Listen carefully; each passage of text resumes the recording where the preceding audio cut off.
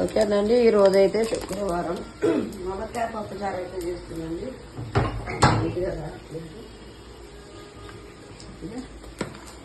ములక్కాయ పప్పుచారు అండి ఈరోజైతే శుక్రవారం స్పెషల్ తాలింపు అయితే చేస్తున్నాం.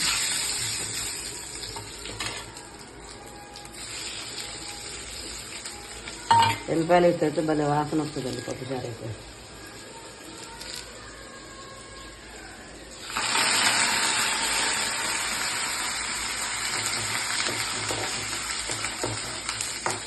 దాన్ని కట్టేసారు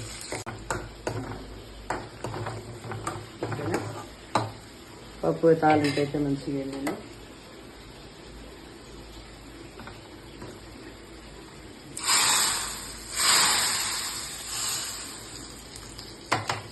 ఓకేనండి, ఈరోజైతే ములక్కాయ పప్పుచారు చేసిన.